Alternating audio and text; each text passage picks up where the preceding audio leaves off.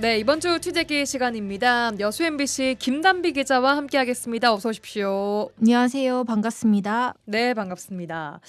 자, 어떻게 설 명절 연휴 잘 보내셨습니까? 네, 잘 보냈습니다. 당직을 했거든요. 자, 이번 주에 취재기에 오셨다는 것은 이번 주에 취재를 하셨다는 것이고 그 말인즉슨 당직 근무를 사셨다. 네.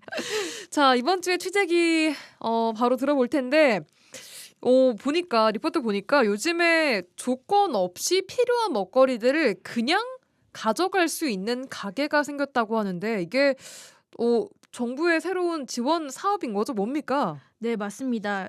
일명 그냥 드림 사업이라고 하거든요. 네. 이름이 그냥 드림 사업인데 방금 저희도 막 그 뭐 설날에 맛있는 거 예. 뭐 드셨냐 먹었냐 이런 것들 물어봤잖아요. 저희가 주로 인사할 때 밥 먹었어? 이렇게 먹는 걸로 시작하지 않습니까? 그쵸. 의식주 중에서 세 가지 다 중요하지만 그 중에서도 정말 이제 챙겨봐야 할 것이 바로 먹거리인데 예. 이 먹거리를 그냥 지원한다. 는 사업이기 때문에 그냥 드림 사업이거든요. 아무런 조건 없이 그냥 드린다는 건데 예. 좀 더 구체적으로 설명을 하자면 예. 좀 생계가 어려운 분들도 분명히 있을 거고 갑자기 또 어려워지신 분들이 있을 거 아니에요. 네. 근데 이분들이 당장 먹을 게 조금 없다 할 때 이분들이 이용할 수 있게 만들어 놓은 것이 그냥 드림 사업이거든요. 그래서 2만 원치 상당의 먹거리를 그냥 제공하는 건데 예. 이게 지금 전남에서는 7개 시군에서 운영을 하고 있거든요. 예. 저희 동부권에서는 여수시의 그 쌍봉 종합사회복지관에 있는데 이게 뭐 지자체마다 조금씩 운영하는 방식은 좀 차이가 있어요. 네. 여수 같은 경우는 꾸러미를 이제 만들어 가지고 그 오. 꾸러미 안에 뭐 라면, 그다음에 즉석밥, 뭐 통조림 아니면 간편하게 데워 먹을 수 있는 국 이런 걸 2만 원치를 담아 가지고 이제 오시는 분들한테 주는 경우가 있고 예. 이제 무안이나 다른 곳 같은 경우는 그 일반 편의점처럼 만들어 놓고 예. 본인들이 알아서 2만 원어치의 식료품을 챙겨갈 수 담는 있게 거예요? 네. 장바구니에. 자율적으로 할 수 있게 이렇게 운영하는 곳도 있고 그렇습니다. 아니 궁금한 게 그러면 일단 그 가게에 가서 뭐 신청서를 쓰고 소득 증명을 하고 이런 절차가 없이 네. 누구나 가서 저 생필품이 좀 필요하니까 가지러 왔습니다. 라고 하면서 2만 원어치의 생필품을 가져갈 수 있다라는 거죠? 맞습니다. 그 소득 증명이 필요 없고요. 신분증은 근데 원래 가지고 가야 돼요. 왜냐면은 기존에 또 푸드뱅크나 푸드마켓이라고 예. 좀 어려운 기초생활수급자분들한테 제공하는 이 복지 서비스가 있기 때문에 네. 이거랑 중복해서 지원은 안 되기 때문에 이분이 그 대상자인지 확인하는 용도 차원에서 신분증이 필요한 거고요. 예. 그 외에 이제 뭐 소득 증빙이나 이런 것들은 아예 필요가 없습니다. 없어요. 그리고 만약에 신분증이 없는 분들도 있을 수도 있잖아요. 네. 외국인 뭐 예예. 분들이라던가 아니면 노숙자분들은 음. 신분증을 잃어버렸을 수도 있으니까 이분들 같은 경우에는 신분증 없어도 가져갈 수 있습니다. 방문 즉시 그냥. 네네 맞습니다. 어허. 자, 일단 전국적으로 시범 운영이 되고 있고 전남 지역에는 7개 곳에서 맞습니다. 운영이 되고 있습니다. 이게 어쨌든 단순히 어려운 이웃들에게 먹거리를 제공해 준다, 지원해 준다 이런 취지인 건가요? 일단 첫 번째는 먹거리를 지원하는 것입니다. 예. 최근 5년간 먹거리 물가를 봤을 때 20% 이상 급등을 했거든요. 네. 근데 물가가 20% 이상 증가한 거지 체감 물가는 더 크게 다가오지 않습니까? 특히 이제 소득이 낮을수록 전체 소득에서 먹거리를 차지하는 비중이 더 크다 보니까 네. 이 먹거리가 되게 중요한데 일단 첫 번째는 그 먹거리를 누구나 다 먹을 수 있게 누릴 수 있게 준다라는 게 이 사업의 첫 번째 목표고요. 네. 그 다음번에는 정말 어려운 분들에게 긴급 복지 서비스를 제공하기 위해서 또 연결하는 목적이 있습니다. 연결하는 목적은 뭐예요? 일단 물품 지원을 매개로 숨어있는 위기 가구를 찾는다는 건데요. 예. 복지 사각지대가 발생할 수 있잖아요. 그래서 예. 이 복지 사각지대에 놓여 있어서 그동안 복지 혜택을 받지 못했던 분들을 이 그냥 드림 사업을 통해서 찾아가지고 이분들이 어떤 것들이 추가적으로 필요한지를 발굴해서 실질적으로 그 다른 복지 서비스까지 연계할 수 있도록 지원하는 데 또 목적이 있거든요. 그래서 첫 번째 그냥 갔을 때는 뭐 예. 신분증만 있으면은 다 지원이 가능하고 예. 대신 이제 두 번째 방문할 때부터는 이제 상담을 의무적으로 해야 됩니다. 그렇게 해서 왜 이제 두 번째 방문하신 목적, 그 다음에 뭐 어떤 도움이 또 필요한지 이런 상담사를 통해서 상담을 받은 다음에 예. 정말 이분은 좀 복지 다른 서비스를 좀 제공해야 될 것 같다 하면은 읍명동 이제 복지팀으로 또 연결이 돼요.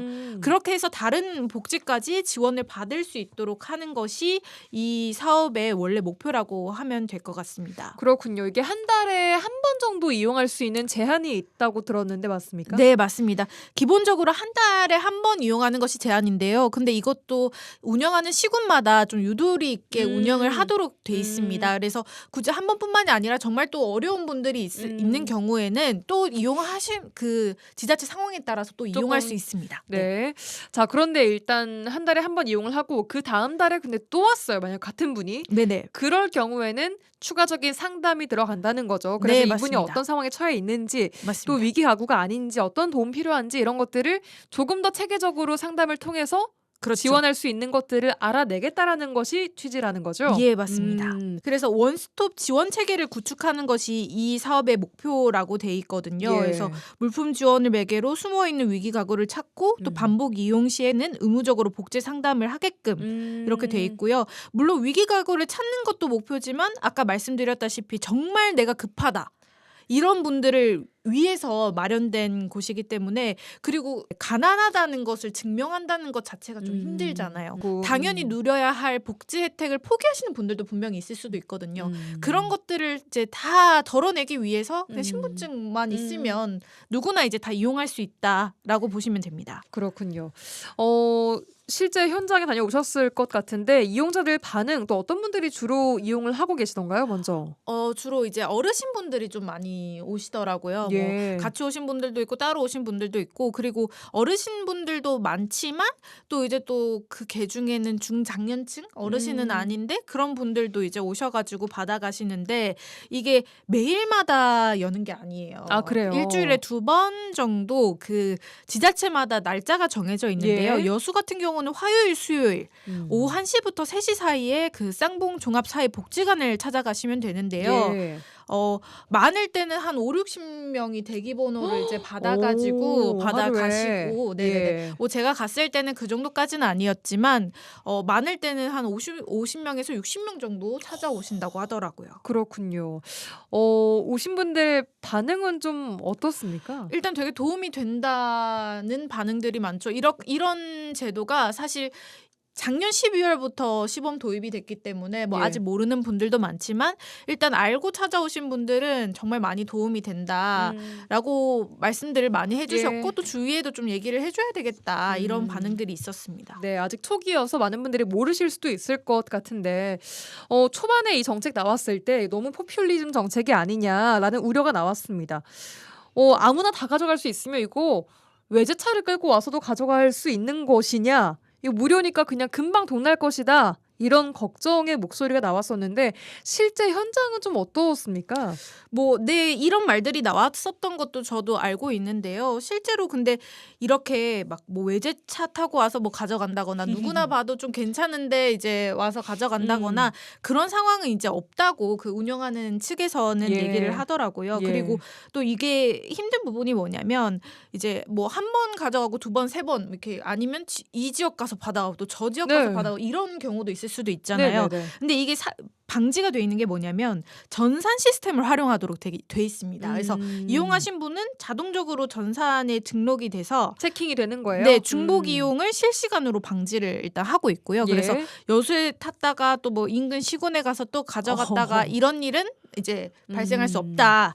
그 전산 시스템을 활용하고 있다. 또 이렇고 모자랄 수도 있잖아요. 준비한 무료니까. 물량이 부족할 수도 있잖아요. 근데 정말 부족해서 나는 이게 너무 필요한데 못 받아가시는 분들도 분명히 생길 수 있어요. 이럴 경우에는 대기자 관리 시스템이라고 또 운영이 돼요. 그래서 전국 물량을 전국적으로 실시간으로 이제 모니터링을 하고요. 예. 그다음에 물량이 부족해서 못 받아가신 분들이 연락처를 남기게 되면 또 이제 물건이 생기면 그쪽으로 연락을 해서 드리기도 하고 그리고 이 그냥 드림 사업 말고 아까 푸드뱅크 푸드마켓이라는 사업도 있다고 말씀을 예, 드렸잖아요. 여기서 물건을 또 이제 가져오기도 한답니다.